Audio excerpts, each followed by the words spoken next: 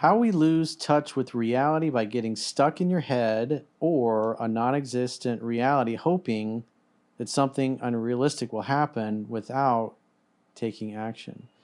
So I remember what comes to mind is we were in, I think it was, I was in Costa Rica. This is back in like 2004. I was on a Platinum Partner trip when I was doing the Tony Robbins thing. And one of my platinum partners, we were talking about, I think The Secret had just come out, and a lot of people were talking about that, the law of attraction and all that stuff. And he looked at me and he said, Corey, if you just zen out, they'll come and take your furniture.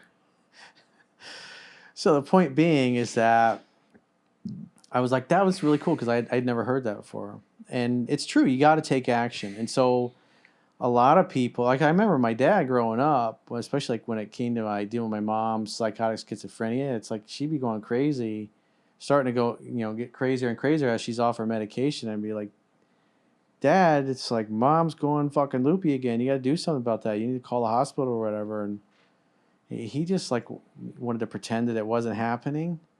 Yeah, so like it would just fix itself. Exactly. So he was avoiding doing anything to solve that particular problem. And a lot of people do that with whether it's working out or losing weight or publishing a book or building their website or changing jobs if they hate their job or ending a bad relationship if it's not going well and the other person's just, that it's fucked. Yeah, it's like, hey, maybe we'll wake up tomorrow and all the problems will be fixed. We won't talk it out, change anything. But hey, maybe it will just happen. It's like you hope it'll get better, but you ignore... But you do nothing to make it better. It's almost like you have the idea of it. Your body's telling you, hey, you can make it better. You got to start taking action now. You feel like shit inside. Something's off. Your intuition is telling you to take some action. Yeah, you're kind of like the crossroads. Essentially, when that kind of happens, you're at a crossroads. You can either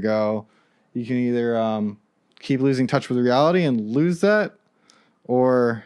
You can take action or you can be lazy and do nothing. Because it's easy to be lazy. It's easy to put things off. It's easy to go...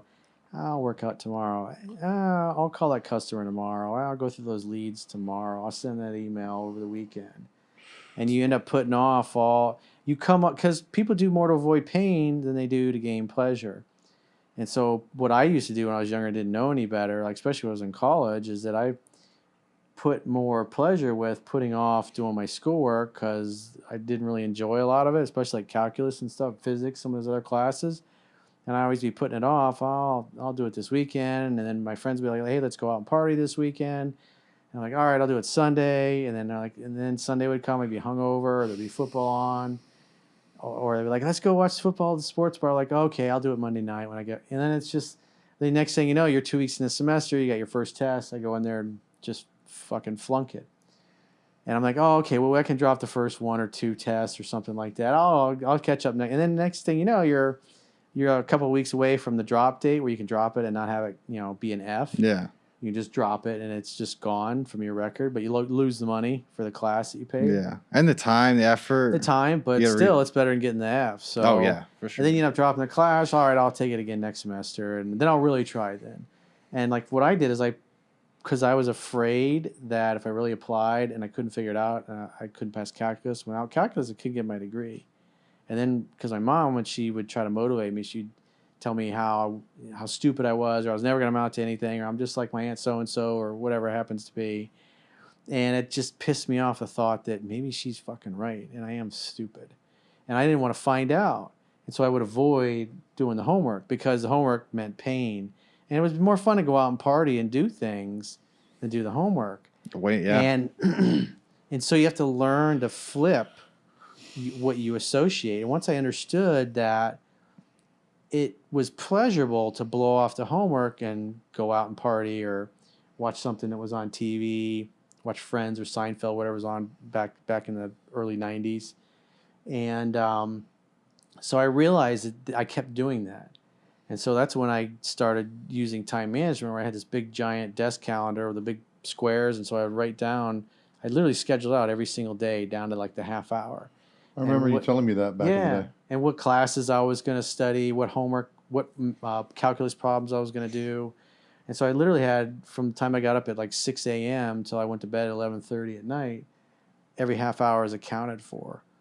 And so anytime I felt like watching TV and putting up the homework, I just thought about, man, I'll end up dropping a class again, and then it's another 6 months, and I'll never get my degree. I'll never be able to get the job in construction management that I want, or for a construction company. I'll never build a business I want to have. I'll never date the kind of women I want. I'll never get to have the kind of house I want, or live where I want, do what I want, drive what I want, have control of my time. And so I looked at that, and I was like, that's very painful to basically have a life and your dreams never become a reality, because I bitched out basically. And so I would think about all the pleasure and all the things I was going to gain if I did do the homework and stick to my schedule. Yeah. So I use that every day. And I did that for a couple of years, writing everything down. And then because I did it so much, it changed my mindset. And so I literally thought that way. So every time I have to do something, or I got to do some work, or upload some videos, or do something I don't feel like doing, even though I know I have to do it, I think about what's the pain I'm going to experience if I don't. And it's just changed my thinking. And so I use that to get emotional leverage on yourself. And that's the important thing with doing something you love versus something for money, is that the passion, the emotion, the good emotion that the passion elicits in you is the fuel, it's the fire that causes you to figure out how to do the EPUB thing when you fucking hate it and you don't really want to do it, but it's necessary if you want to sell your book on their platform. So you'll go through tons of hours and question whether you're an idiot, or you're incompetent, or whatever, or it's never going to happen for me. Then eventually you just keep chipping away and you have a breakthrough and you figure it out. Yeah, it's funny that quote that you said about if you zen out, they're going to come take your furniture, because people say, people have teach the message of don't worry. And I guess it's all dependent on what you mean by that word, but I was always confused about it, because everything that I accomplish begins with worrying. Yeah, inaction breeds fear and doubt, but taking action breeds confidence and courage. It's like you kind of similar to that quote, or what you said. It's like, if someone said, "Hey, your lawn's getting a little long," well, I'm not worried about it. Then it would just not get cut. I got to be like, "Oh shit, I got to cut my lawn." I think almost everything that I accomplish begins with the words "oh shit." In other words, oh crap, it's 5:30. I got to be there at 6. But I think not Steve Jobs, but the Microsoft guy was it? Steve Jobs was the Apple guy. Yeah, right. The Microsoft guy. Bill Gates. Bill Gates. Yeah. Sorry.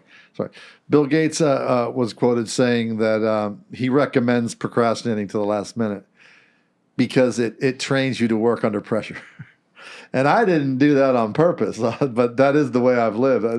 Hearing him say that made me feel better about my whole life.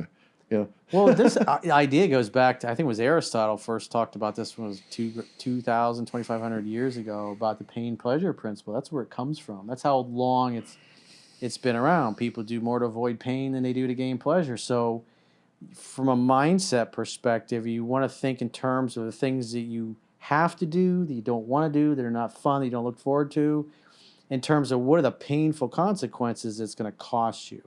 And what's the pleasure you're going to gain if you do it anyways? If you take action, even when that's the last thing you want to do. You just want to fuck off and goof off for the day. So just like escaping away, you're kind of dealing with it. Yeah, because it's easy to go, I'll do it tomorrow. It feels better just to lay here on the couch. Yeah. But if you think, man, I already got this other stuff planned for tomorrow, and if I don't do this today, then then you think about how it's going to jam up your next day. And then you think in terms of what's it going to cost me? Because there's a cost for everything. There's a cost for being lazy, and there's a benefit for being productive. Yeah. And even when you don't want to, it takes 10, 15, 20 minutes, like we were talking about earlier, to lose yourself in the process of taking action. And when you're busy taking action, all that fear and that worry, it melts away, because you've lost yourself in the process of taking action.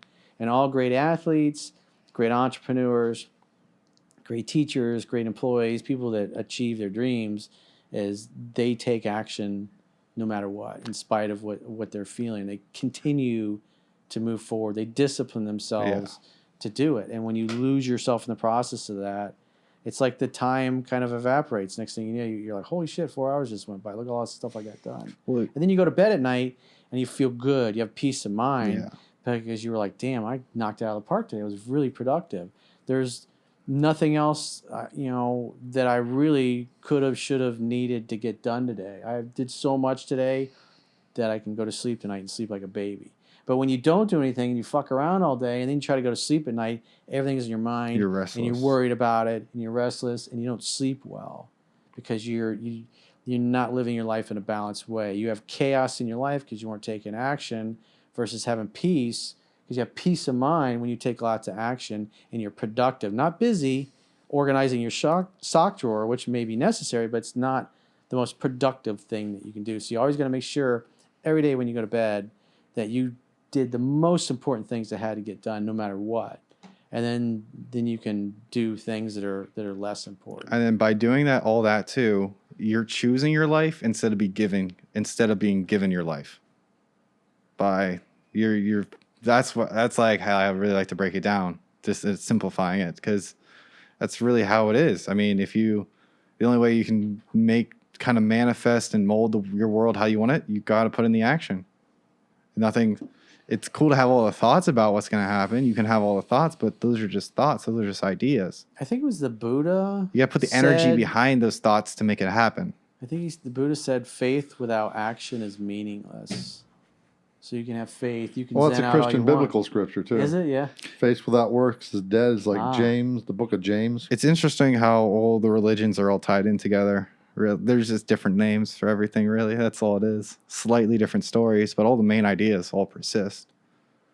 And I think that just goes back to a greater human kind of like, I guess that you can tie it into the unconscious with the Jungian thinking, but also just history and myth is all tied together, where that's just kind of, you think about it, like we only really have written history for a couple thousand years, but yet all these like native tribes, they still have that oral tradition and stories have passed on for thousands of years.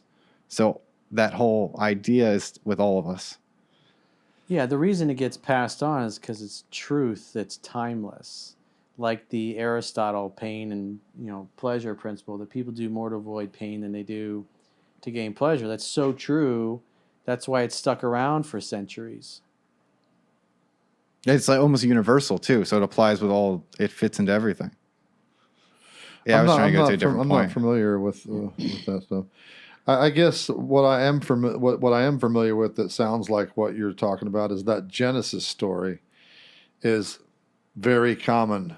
Like other religions in other parts of the world have a story that's real similar, that involved some first man and first woman and some snake or something. Yeah. So that's peculiar. Why that story? Personally, I believe that is when humanity left living in the heart and in nature and like one with nature essentially, and not thinking in the head, not separating itself, moving consciousness to the head and then seeing itself as a separate entity. Kind of, that's what I see as the thing. But also the floods, every civilization has flood myths as well too. I live in a flood zone myself. I know that was just bringing levity, right? Yeah.